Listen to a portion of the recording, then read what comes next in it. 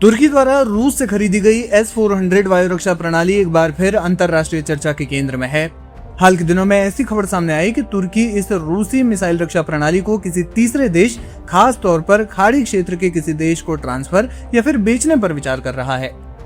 हालांकि इस संबंध में अभी कोई आधिकारिक फैसला नहीं हुआ है, लेकिन इस तरह की चर्चाओं ने ये सवाल खड़ा जरूर कर दिया है कि क्या तुर्की उस फैसले से बाहर निकलने की कोशिश कर रहा है जिसने पिछले कुछ वर्षों में उसके अमेरिका और नेटो के संबंधों में गंभीर तनाव पैदा कर दिया था। विवाद की शुरुआत साल 2017 से हुई, जब तुर्की ने रूस के साथ लगभग $2.5 अरब में S-400 वायु रक्षा प्रणाली खरीदने का समझौता किया। 2019 में इस एयर डिफेंस सिस्टम की पहली खेप तुर्की पहुंची। उस समय तुर्की ने इसे अपनी राष्ट्रीय सुरक्षा की जरूरत बताते हुए कहा था कि उसे आधुनिक वायु रक्षा प्रणाली की जरूरत है और पश्चिमी देशों से उसकी अपेक्षाओं के अनुरूप प्रस्ताव नहीं मिले थे। लेकिन अमेरिका ने इस खरीद का कड़ा विरोध किया। वॉशिंगटन का तर्क था कि S-400 जैसी रूसी प्रणाली का उपयोग नेटो सदस्य देश द्वारा किया जाना गठबंधन की सुरक्षा के लिए गंभीर खतरा है। अमेरिका को सबसे बड़ी चिंता ये थी कि अगर S-400 और 5वीं पीढ़ी के F-35 लड़ाकू विमान एक ही देश में संचालित होंगे तो रूसी डिफेंस सिस्टम F-35 की संवेदनशील तकनीकी जानकारी जुटा सकता है। इसी कारण अमेरिका ने तुर्की को F-35 कार्यक्रम से बाहर कर दिया और 2020 में कार्सा कानून के तहत तुर्की के रक्षा उद्योग से जुड़े संस्थानों पर प्रतिबंध भी लगा दिए। इन घटनाओं का असर तुर्की के रक्षा और कूटनीतिक हितों पर पड़ा। एक ओर उसे रूस से अत्याधुनिक वायु रक्षा प्रणाली मिल गई थी, लेकिन दूसरी ओर वो अमेरिका के सबसे महत्वपूर्ण रक्षा कार्यक्रमों में से एक F-35 से बाहर हो गया। इसके अलावा पश्चिमी देशों के साथ सहयोग भी प्रभावित हुआ। यही वजह है कि कई रक्षा विशेषज्ञ S-400 सौदे को सैन्य से ज्यादा राजनीतिक और रणनीतिक निर्णय मानते हैं, जिसकी कीमत तुर्की को लंबे समय तक चुकानी पड़ी।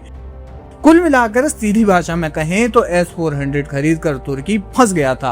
अब जब तुर्की के S-400 को लेकर किसी तीसरे देश को बेचने या फिर ट्रांसफर करने की चर्चाएं सामने आ रही हैं, तो इसके पीछे अमेरिका के साथ रिश्ते सुधारने की कोशिश को देखा जा रहा है।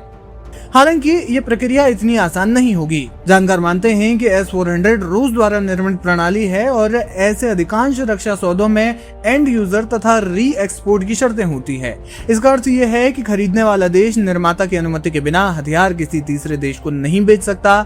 यानी अगर तुर्की S-400 को किसी अन्य देश को देना चाहता है तो उसे रूस की सहमति की आवश्यकता होगी। इसके अलावा केवल S-400 को तुर्की से बाहर भेज देना ही अमेरिका की सभी चिंताओं का समाधान नहीं माना जा रहा है।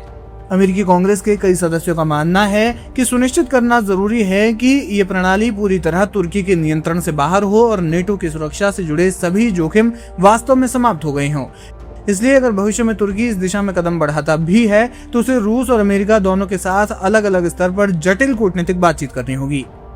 फिलहाल तुर्की की स्थिति एक रणनीतिक संतुलन बनाने वाले देश की तरह है।